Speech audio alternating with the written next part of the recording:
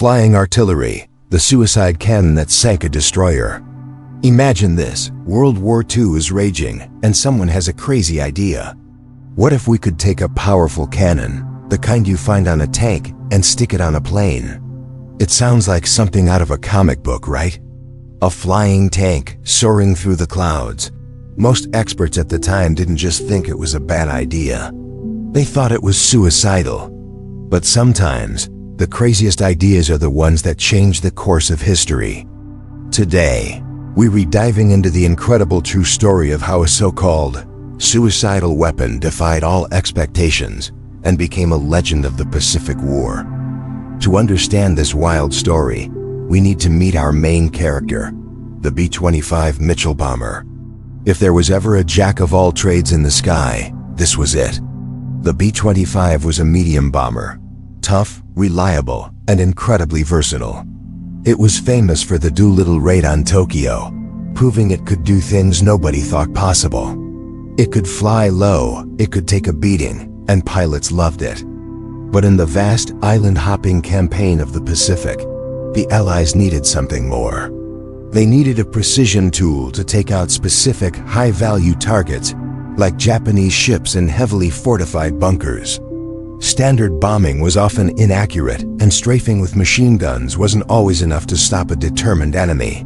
The military needed a game-changer, and the B-25 was about to get a very, very big upgrade. Now enter our rebel genius, a man named Paul Gunn, better known as Pappy. Pappy Gunn wasn't your typical military officer.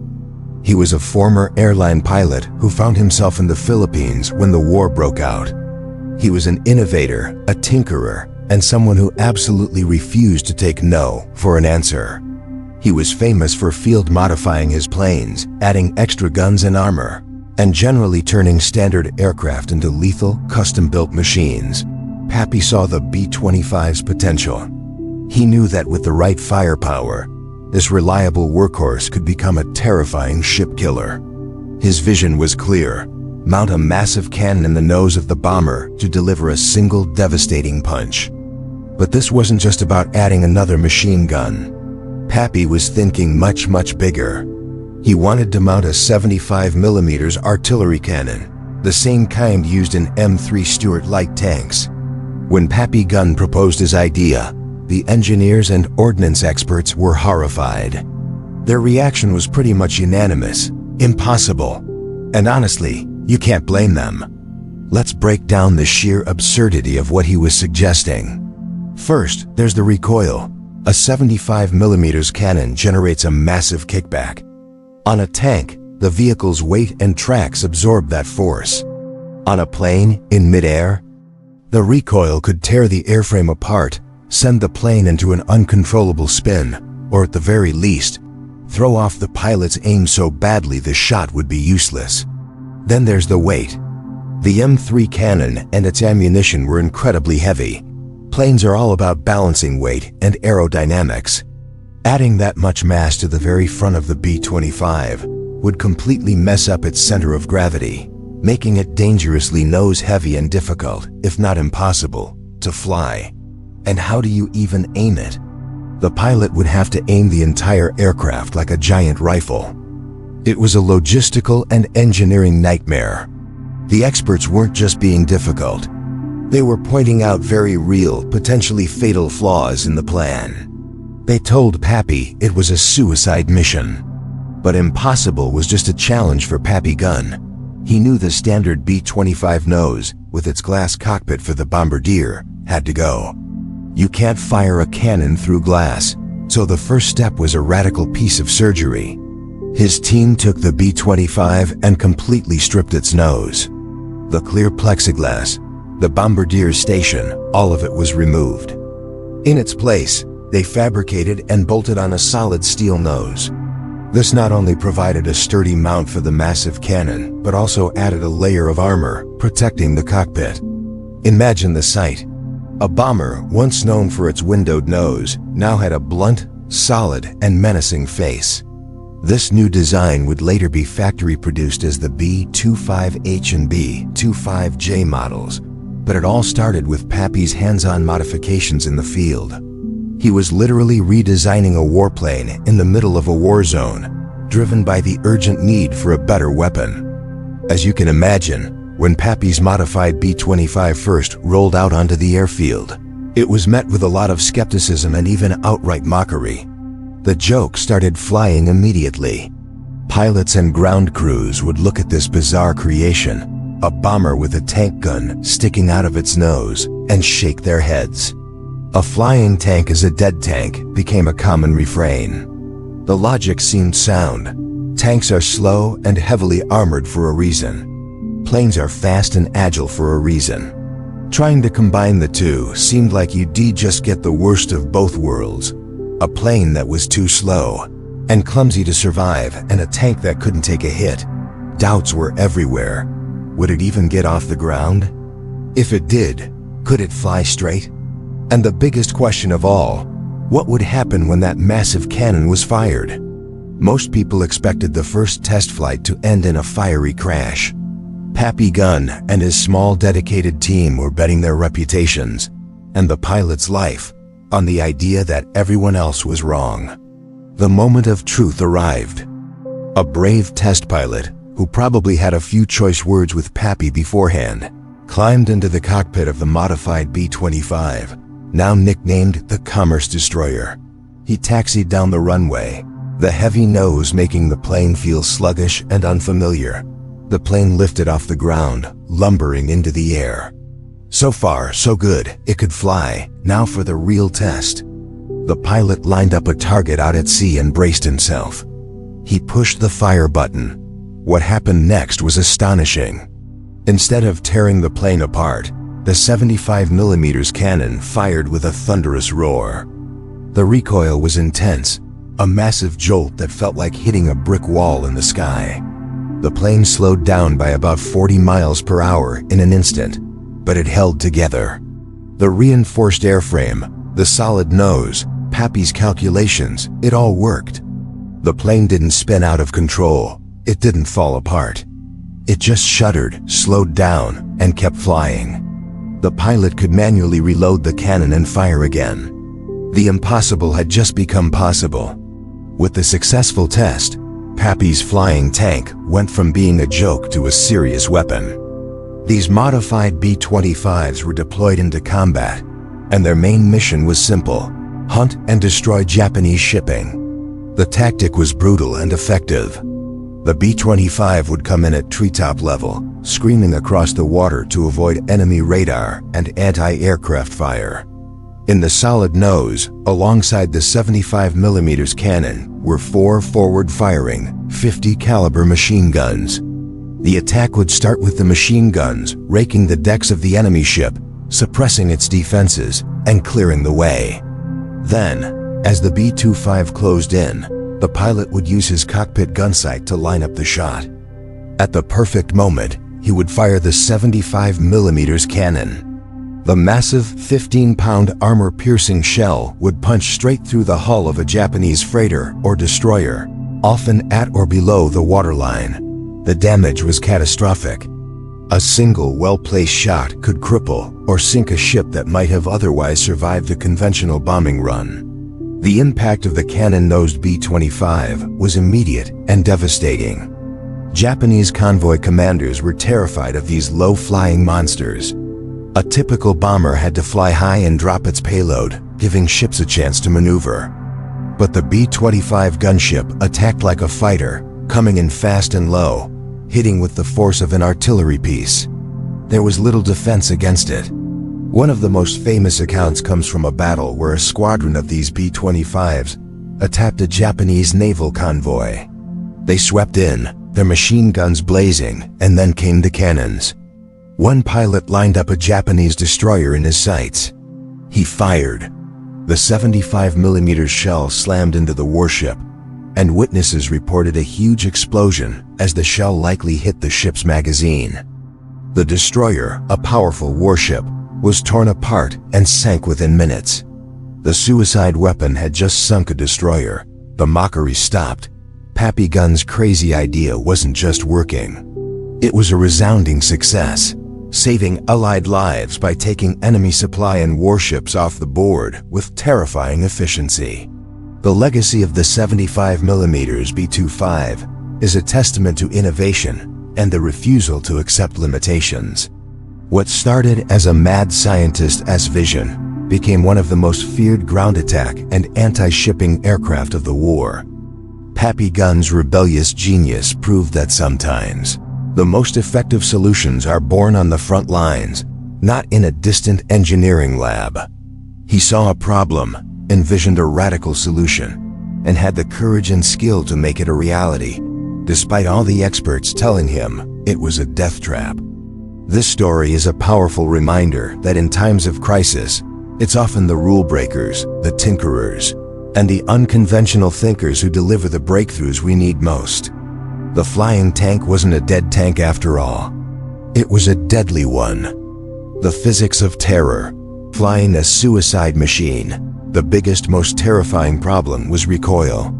A 75mm cannon generates an incredible amount of force when it fires. On the ground, this force is absorbed by the massive weight of the gun carriage and driven into the earth. But in the air, there's nothing to absorb it but the plane itself. The fear wasn't just a little jolt. Engineers were seriously concerned that firing the gun could effectively stop the plane in midair. Imagine cruising along at over 200 miles per hour, and suddenly, you hit an invisible wall. The plane could stall instantly, lose all control, and plummet into the sea. The pilots who tested it described the kick as a mule kicking you in the rear. The entire aircraft would shudder violently, and the airspeed would drop dramatically in an instant. It was a controlled, airborne explosion happening just feet from the cockpit. Every time they pulled the trigger, they were essentially putting the plane into a momentary controlled stall, praying they could recover before hitting the water. Then there was the question of the plane itself. Could the B-25's airframe even handle that kind of abuse? This wasn't a gentle push. It was a repeated violent shockwave ripping through the metal skeleton of the aircraft. The wings in particular were a major concern. They're designed to handle the stresses of flight, lift, and turbulence, not the concentrated, explosive force of a cannon blast. The fear was that the recoil could cause catastrophic structural failure. The rivets could pop, the spars could crack, or the wings could literally just shear off. The nose section, where the gun was mounted, had to be heavily reinforced, adding weight and affecting the plane's balance. But the shock didn't just stay in the nose. It traveled through the entire fuselage. Every single part of that plane, from the tail rudder to the wingtips, was being subjected to forces it was never designed to withstand. Pilots were essentially flying a science experiment, where a failed test meant a fiery death. Each shot was a gamble, betting the plane's integrity against the destructive power of the shell. Now let's get into the nitty-gritty of operating this thing. The M4 cannon was not an automatic weapon. It had to be reloaded by hand after every single shot. The job fell to the navigator, who had to crawl into a cramped space in the nose, right next to the massive hot breech of the cannon. Picture this. You're in a vibrating, roaring metal tube, flying just a few hundred feet above the ocean, possibly with enemy anti-aircraft fire whizzing past you. Your job is to take a 15-pound shell, shove it into the cannon's breech, close the heavy metal block, and yell, "Ready," so the pilot can fire again. The entire process took several seconds, an eternity in combat. You're wrestling with heavy ammunition in a space so tight you can barely move, all while the plane is bucking and shaking. The spent shell casing, hot and heavy, would be ejected into the small compartment with you. It was a physically demanding, terrifying, and claustrophobic nightmare. One mistake, one fumbled shell, and the precious window of opportunity for a second shot would be lost. To even have a chance of hitting a target like a destroyer, the B-25 had to fly dangerously low and straight. This wasn't high-altitude bombing. This was a head-on low-level charge, flying directly into the teeth of the enemy's defenses. A destroyer's deck is bristling with anti-aircraft guns, from heavy cannons to rapid-fire machine guns. The B-25 pilots had to fly at treetop level, or in this case, mast-height level, making themselves the biggest, most obvious target imaginable. They had to maintain a perfectly straight line to aim the cannon, which was fixed to the plane's fuselage. There was no turret, no way to aim left or right except by turning the entire aircraft. This meant they were flying predictably, a sitting duck for enemy gunners. It was a deadly game of chicken. The pilot had to hold their nerve, flying through a hailstorm of enemy fire, until they were close enough to guarantee a hit with their single precious shot. Pull up too early and you miss. Wait too long and you get shot down. As if all that wasn't enough, there was one more insidious danger: the smoke. Firing a 75mm cannon creates an enormous cloud of thick, acrid smoke and a brilliant flash of light. In an open field, this dissipates quickly. But inside a speeding aircraft, the smoke and flash had nowhere to go. The muzzle of the cannon was right under the cockpit. When fired, the flash could temporarily blind the pilot, a terrifying prospect when you're flying feet above the water. Worse, the cloud of smoke would engulf the front of the aircraft. For several critical seconds, the pilot's view would be completely obscured. They were flying blind, relying on instruments and instinct, praying they didn't fly straight into the ocean or into the ship they were trying to sink. Imagine firing your main weapon, and as a result, you can't see a thing. You've just survived the recoil, the plane hasn't fallen apart, but now you're blinded by your own firepower, all while enemy shells are still coming at you. It was a sensory overload of the most dangerous kind. So you have a plane that could stall from its own recoil, that might break apart from the stress that required a terrifying manual reload process that had to fly straight into a wall of enemy fire, and that would blind its own pilot with every shot. Suicide doesn't seem like an exaggeration. It sounds like a complete engineering and tactical disaster. And yet, this is where the story takes a turn. On one fateful mission in the Pacific, a squadron of these cannon-armed B-25s, led by Lieutenant Colonel Paul "Pappy" Gunn, spotted a Japanese destroyer. They went in low, just as they had trained, facing the storm of anti-aircraft fire. The lead B-25 lined up, the pilot held his nerve and pulled the trigger. The plane bucked, the cockpit filled with smoke, but a 15-pound high-explosive shell shot out and slammed directly into the hull of the warship. Then another B-25 fired, and another. The suicide machine worked. Against all odds, the sheer audacity of the attack paid off. The destroyer, crippled and burning, eventually sank. The weapon that everyone thought was a death trap proved itself to be one of the most effective ship killers of the war. It's a testament to the incredible bravery of the crews who dared to fly it, turning a seemingly insane idea into a legendary piece of aviation history. The success of the cannon-nosed B-25 changed naval attack strategies in the Pacific theater.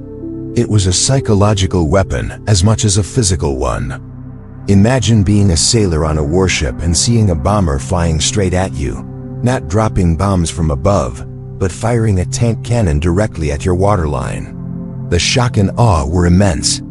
This new tactic forced Japanese convoys and warships to be more cautious and dedicate more resources to anti-aircraft defense, resources that couldn't be used elsewhere.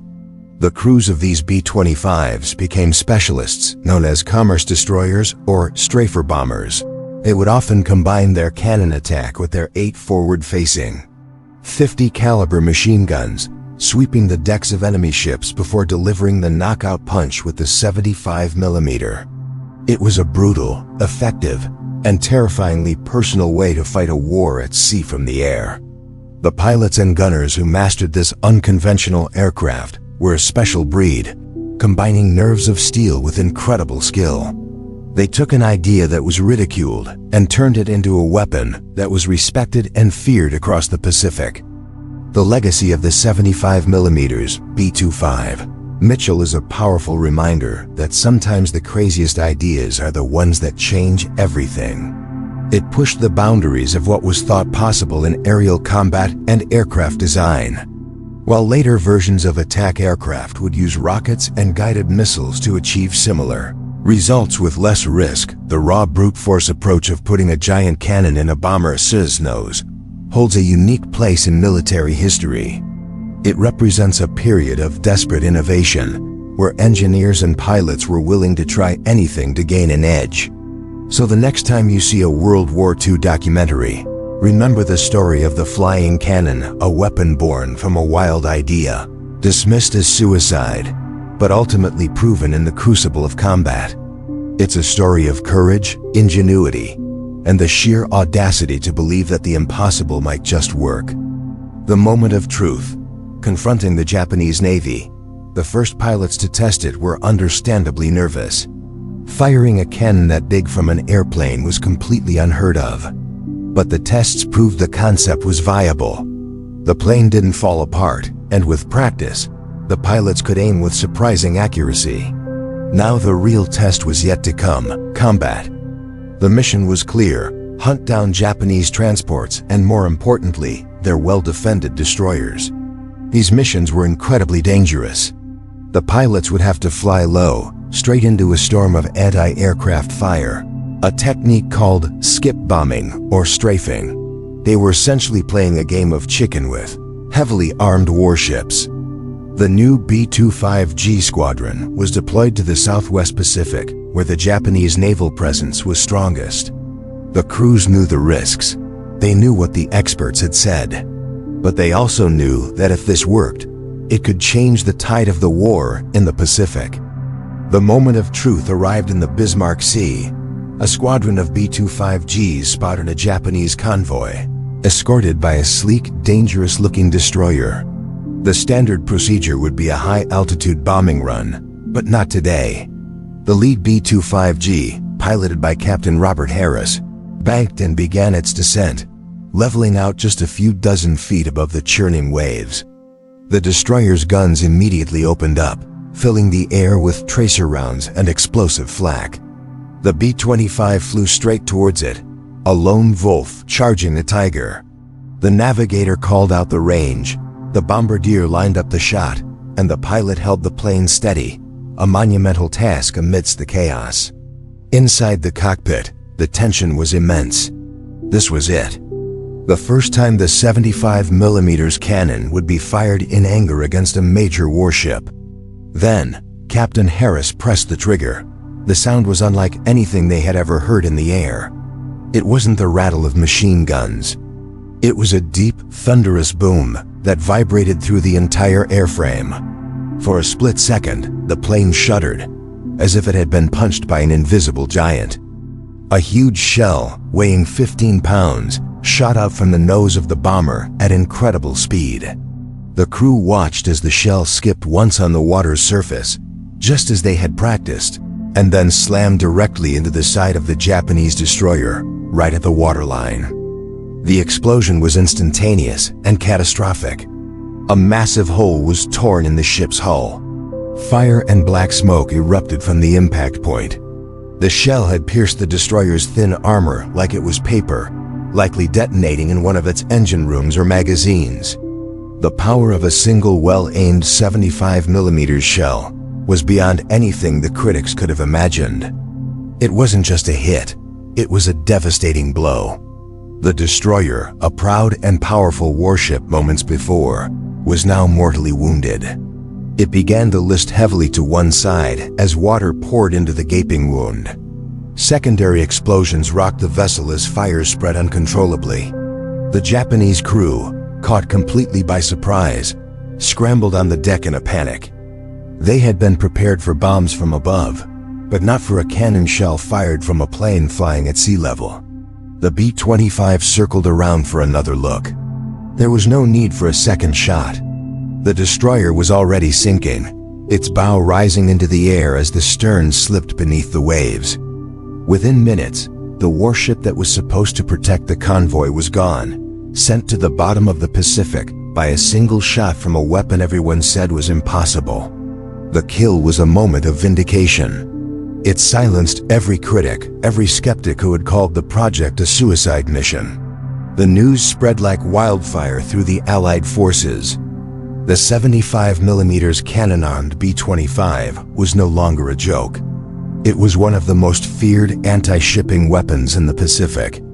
It proved that unconventional thinking and daring engineering could triumph over established doctrine. The psychological impact on the Japanese was just as significant. Their sailors and merchant marines began reporting attacks from a terrifying new weapon. They didn't know what it was. Was it a low-flying torpedo plane? A new kind of naval gun? The confusion was so great that some reports described it as a ship with wings. They were used to fighting planes in the sky and ships on the sea, but this hybrid monster defied all their expectations. The B-25Gs and the later H models, which also carried the cannon, became legendary commerce raiders and destroyer killers. The story of the 75mm cannon bomber is a powerful reminder of the power of innovation. It shows how one crazy idea, pushed forward by a determined team, can change the course of history. Pappy Gun's suicide weapon didn't just sink a destroyer.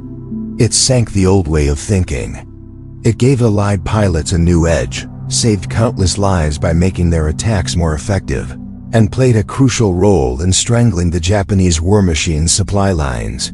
It stands as a testament to the courage of the engineers who built it and the pilots who flew it straight into the heart of danger. So the next time someone tells you an idea is crazy or impossible, remember the flying cannon that experts laughed at, right up until the moment it sank a destroyer and shook the entire Pacific.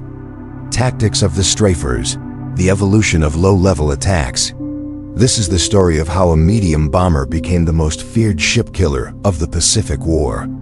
It all started with a radical new idea: low-level attack. Forget dropping bombs from high altitude. The pilots of the 5th Air Force in the Pacific, nicknamed the Strafers, rewrote the rulebook. They would come in at treetop or mast height, guns blazing, turning their bombers into flying assault craft. This was a brutal, in-your-face style of warfare that required immense courage. But how do you sink a ship when you're flying right at it? You can't just drop bombs on top. This is where genius and desperation collided, creating two devastating techniques. The first was skip bombing. Imagine skipping a flat stone across a pond. Now imagine that stone is a 500-pound bomb, and the pond is a Japanese destroyer. Pilots would fly in at wave top level, release their bombs, and let them skip across the water's surface, slamming into the side of the enemy ship right at the waterline. The impact would either detonate the bomb immediately, or it would sink and explode right under the hull, breaking the ship's back. It was incredibly difficult and dangerous, requiring split-second timing. Release too early, and the bomb sinks. Too late, and you might fly right into the ship's mast. But skip bombing was just part of the equation. To make it work, you had to survive the approach. Enemy ships were bristling with anti-aircraft guns, ready to tear any attacker to shreds. So before the bombs were skipped, another terrifying phase began: the strafing run. The B-25s were modified in the field, packed with forward-facing 50 caliber machine guns. We're talking 8, 10, sometimes even 12 50 cals concentrated in the nose. The pilots would line up their targets from miles out and open fire as they closed in. Their goal was simple: clear the decks. They would saturate the ship's superstructure with a storm of heavy machine gun fire, suppressing the anti-aircraft gunners, forcing them to take cover or be cut down. This brutal ballet of fire gave the bombers the precious seconds they needed to line up their skip bombing run. It was a deadly 1-2 punch: suppress with machine guns, then sink with skip bombs. All these tactics, the low-level flying, the deck strafing, the skip bombing, came together in one epic, pivotal confrontation: the Battle of the Bismarck Sea in March 1943. A Japanese convoy carrying thousands of troops and vital supplies was steaming towards New Guinea, a move that could have changed the course of the war in the Pacific. Allied intelligence spotted them, and the Strafers of the 5th Air Force were unleashed. For 2 days, B-25s, alongside other Allied aircraft, relentlessly attacked the convoy. They came in low, guns blazing, their 50 cal sweeping the decks of destroyers and transports. They skipped their bombs across the waves, scoring direct hits. The sky was filled with smoke, tracer fire, and exploding ships. The Japanese sailors and soldiers had never faced anything like it. When the smoke cleared, the result was a staggering Allied victory. All 8 transports and 4 of the 8 escorting destroyers were at the bottom of the sea. The B-25 and its radical new tactics had proven devastatingly effective. It was the B-25's greatest hour, a battle that validated every crazy idea the Strafers had pioneered. After Bismarck Sea, the reputation of the strafing B-25 spread like wildfire. The psychological impact on Japanese crews was immense. Imagine being on a ship and seeing a squadron of these bombers coming at you, right on the water. First, you hear a terrifying roar. Then you see the water in front of you being churned into a white froth by hundreds of 50 caliber rounds per second. The entire front of the plane seems to be a sheet of flame. This wasn't just an attack, it was psychological warfare. The fear of that heavy nose, packed with guns, became a weapon in itself. It was known to cause panic and disarray long before the bombs even hit. The success of these field modifications was so undeniable that the military and aircraft manufacturers took notice. What started as improvised solutions by clever mechanics in the jungles of New Guinea became official factory policy. North American aviation began producing new variants of the B-25 designed specifically for this role. First came the B-25G, which replaced the glass nose with a solid one containing 2 50 caliber machine guns and, most shockingly, a 75mm M4 cannon, the same gun used on the M4 Sherman tank, a flying tank gun. The follow-up model, the B-25H, was even more of a beast. It featured a lighter, purpose-built 75mm T-13E1 cannon, but then surrounded it with 4 50 caliber machine guns in the nose, with more in pods on the sides and in turrets. This was the ultimate strafer, a purpose-built ship killer and bunker buster straight from the factory. The wild experiments of a few daring pilots had officially evolved the B-25 into one of the most formidable attack aircraft of the war. From a standard medium bomber to a terrifying low-level assault craft, the B-25's journey is a testament to innovation under pressure. The experts called putting a 75mm cannon in a bomber suicide. But the pilots who flew them, the crews who faced them, and the ships lying at the bottom of the Bismarck Sea knew the truth. It wasn't suicide. It was salvation and a revolution in air combat. The verdict of history, the legacy of flying artillery. Picture this. It's World War II. Air combat is evolving at a breakneck pace. Engineers are pushing the limits, but someone suggests, hey, let's take an artillery piece, the kind you see on the ground, and stick it in the nose of a bomber. You can imagine the reaction. The recoil alone should have ripped the plane apart. The weight would make it a flying brick. And aiming it? Forget about it. It was a recipe for disaster, a one-way ticket for the crew. But in the desperate fight for the Pacific, crazy ideas were sometimes the only ones that worked. So how did they even pull this off? The B-25 Mitchell was a solid, reliable medium bomber, but it wasn't designed for this. The first challenge was the recoil. A 75mm M4 cannon packs a serious punch.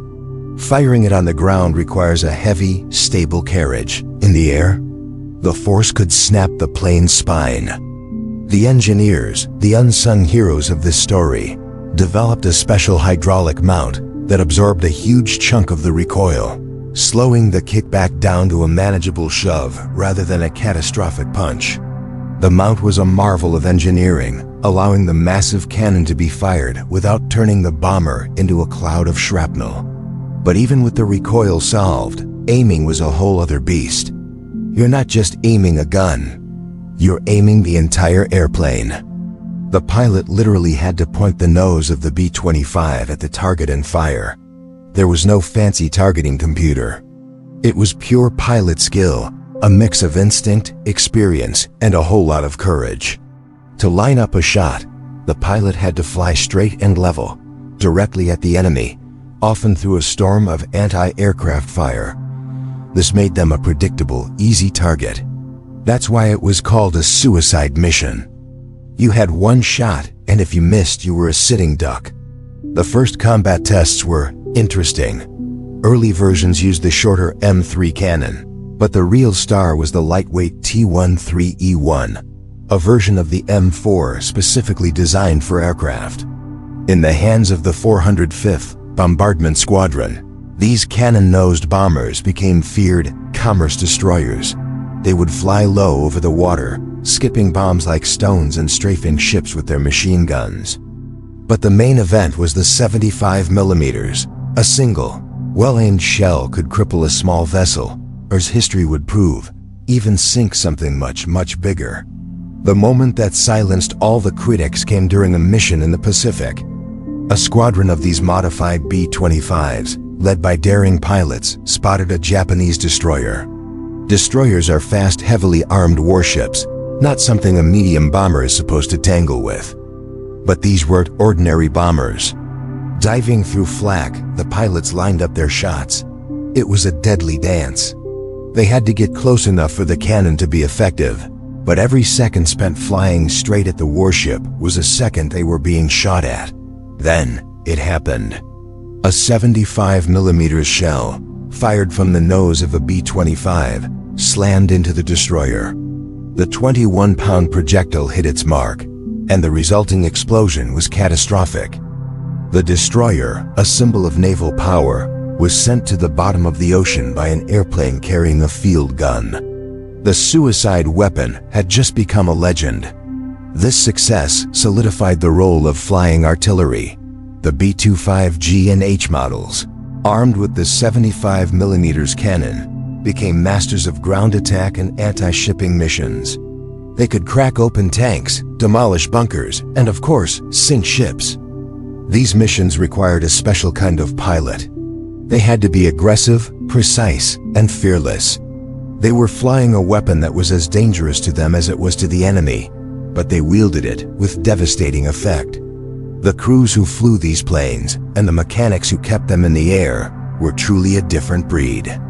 Imagine the pre-flight checks, not just for the engines and controls, but for a giant cannon bolted to the front of your aircraft. So how does this flying cannon stack up against its ground-based cousin, the famous German Pak-40? The Pak-40 was one of the best anti-tank guns of the war. It was powerful, accurate, and could knock out any Allied tank. But its strength was also its weakness. It was stuck on the ground. It had to be towed into position and was vulnerable to artillery and air attack. The B-25's cannon, on the other hand, had wings. It had unparalleled mobility. It could appear anywhere, strike a target, and be gone before the enemy even knew what hit them. The trade-off was accuracy and rate of fire. The Pak-40 could be aimed carefully by a crew on the ground. The B-25 pilot had a split second to line up the shot while flying a multi-ton aircraft through enemy fire. So, who did it better? They were different tools for different jobs. The Pak-40 was a defensive scalpel. The B-25's cannon was an offensive sledgehammer. Ultimately, the reign of the 75mm cannon on airplanes was relatively short. As the war progressed, new technologies emerged. Rockets, in particular, offered a better solution.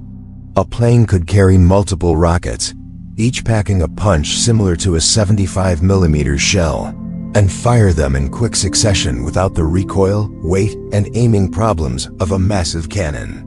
Rockets were cheaper, lighter, and allowed for a wider margin of error.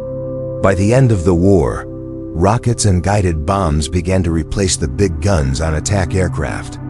The era of the flying artillery piece was coming to a close, but the legacy of the B-25's cannon lives on. It was the direct ancestor of the modern gunship, most famously the AC-130 Spectre. The AC-130, with its array of cannons, including a massive 105mm howitzer, is the spiritual successor to that wild idea from World War II. The concept of circling a target and laying down a devastating field of fire from the air was pioneered by those brave B-25 crews. The lineage is clear, from a suicidal experiment to one of the most feared weapon systems in the modern arsenal. The AC-130 is proof that sometimes the craziest ideas are the ones that change warfare forever. In the end, what's the big takeaway from this incredible story? It's a testament to human ingenuity and courage. When the rulebook doesn't work, you write a new one. The 75mm cannon-armed B-25 shouldn't have worked. On paper, it was a terrible idea. But the engineers who built it and the pilots who flew it proved that bravery is the best engineer. They took a concept that everyone called suicide and turned it into a weapon that made history. It's a powerful reminder that sometimes the greatest leaps forward come from daring to do what everyone else says is impossible. Thanks for watching this deep dive into one of the wildest weapons of World War II. If you enjoyed this story of daring engineering and pilot courage, make sure to hit that like button and subscribe for more incredible tales from history. Let us know in the comments what other crazy weapon systems you'd like to see us cover. Until next time, stay curious,